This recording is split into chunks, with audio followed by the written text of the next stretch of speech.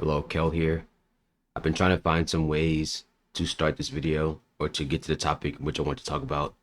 Honestly, it really has to kind of form around games that I've had on my Switch that I've decided to stop playing as a result of it not being fun anymore or not being interested or the game being maybe more difficult than I anticipated it to be when I first purchased it. A lot of times, in most cases, when it comes to me playing a game, because I believe gaming is such a big part of one of the biggest hobbies I have. One of the things that's really important is making sure that I buy a game that I actually know I'm going to enjoy. And if I buy a game that I initially thought was going to be good and then turns out later on it's not good, then it kind of gets me to a point where I'd much rather buy the game physically so that way I can play it when I'm done playing it, or when I'm gotten to a point where I'm no longer wanting to play anymore. I could just go ahead and either return it or trade it in, which is more likely to be the case. And since it's on the Switch, you can't really buy that game and then return it, especially if you bought it from the eShop. You can't really just return the game like that. Similar thing with PlayStation, Xbox, Steam, even Steam being the only platform I believe that gives you a return window of either playing it within 2 hours or a certain amount of time or whatever the case may be. And it also kind of gets me to the point where I realize this is where overthinking really becomes a beneficial thing, where I get to do my research ahead of time, which is a way of contributing to overthinking. And once I've decided, okay, yeah, this game looks cool enough, I'm definitely interested in playing this, then I would just get that game, play it, and then be done with it. Compared to in this situation where I bought multiple games back in the past where they were on sale on the eShop, and I'll give you a few examples like Flint Hook, for example, is a roguelike game that I've played enough of to understand that I'm not really a fan of that game or games of that design. So if I had a chance to play that game before purchasing it, like a demo or something, I probably would have come to that conclusion a lot sooner. I don't believe there was a demo available for Flint Hook on the Switch at the time. At that time, also, I'm pretty sure I didn't have a PC to play games on to see if it was available on Steam as a demo or something like that. And that was one game that I've been playing to see, okay, well, let me see if I can actually try to beat it. And it got to a point where I've seen a few things I didn't like about it. I've seen how other people online reacted to it. Not to say that I looked it up those things to be validated in my opinion of this game is hard, I won't play this anymore.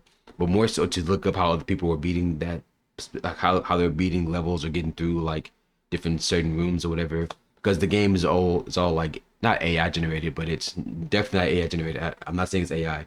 What I'm saying is that it gets to a point where none of the rooms are the same consistently. Like, there are elements brought together, they just randomly generate a room.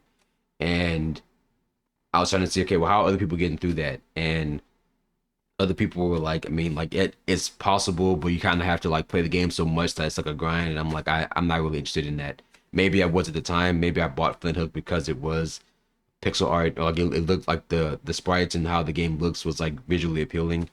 But I was unaware of the gameplay itself. And I remember not playing it or stopping playing it, or I'm getting my words mixed up. But I remember getting to a point where I didn't want to play it anymore back then. I just don't remember when or why. I don't know if it was because of a new game release, like, oh, well, this other game came out, so I'm gonna play that, and kind of forgot about it. Because there were a lot of games that were like that. Another game would have been Oxenfree. Oxenfree is not a hard game, but that's definitely one of those games that I bought and then I completely forgot about. And then I came back to it and I was like, I don't think I care for the story anymore. I don't think I really want to play this game. And it was just me kind of deleting it. And I guess the biggest draw or biggest reason why I wanted to play those games is really mainly because I spent money on them. And unfortunately, Nintendo doesn't have a way for you to go back through the eShop to see your initial, like your very, very, very earliest purchases, like your receipts for them, unless you have the receipts like in your emails or something. And I can't go back and see how much I paid or spent on those games. So it makes it kind of like, okay, well, I don't know how much I wasted on this game. Wasted kind of, in the sense that I didn't like or don't want to play the game anymore. Then wasted becomes the word that you would use. And I can't think of how much I spent on those games. All I know is that the money I did spend kind of turns into, well, for the money you spent, whether you know how much it was or not, at least you got to play the game. Like, at least that's how I'm trying to get myself to look at it. It's not so much as a, man, I just lost $20. I just lost $12, $18, however much those games cost. I don't think any of those games I spent more than $20 on, because it was either on sale or not not held at a regard where it was supposed to be like $30, $40.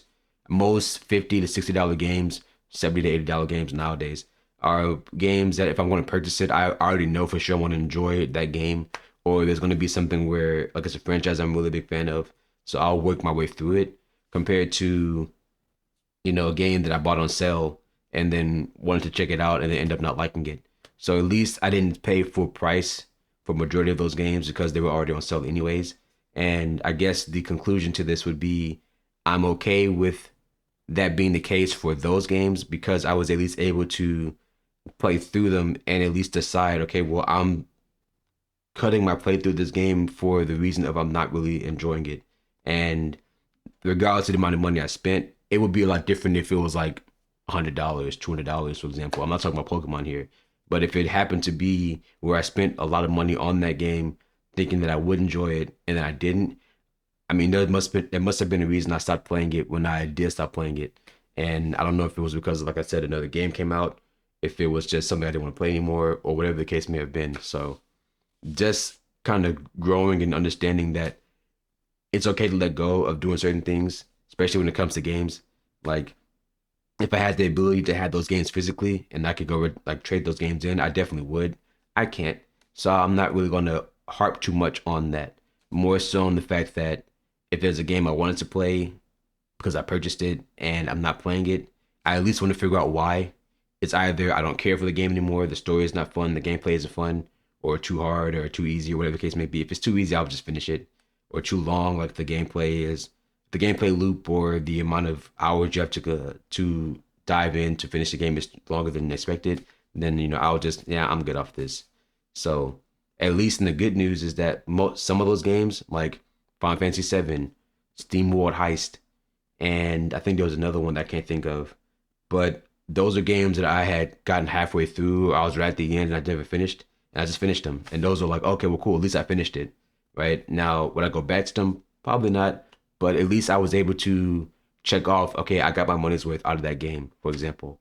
So it's not all doom and gloom, but it definitely was a learning moment to say, okay, well, you know, you have to pay to play to a certain degree, like in a certain way. You kind of do have to pay to play a game. So that's kind of the lesson learned is that if you really want to play a game, maybe it's best to do your research on it, as much gathering of information that you need to be determined on whether or not you will or will not play the game. And I promise you now, I definitely have that kind of mentality. That kind of foresight is now at the forefront of my mind before I buy any kind of new game. So I appreciate you watching to this point. I hope you have a good rest of your day.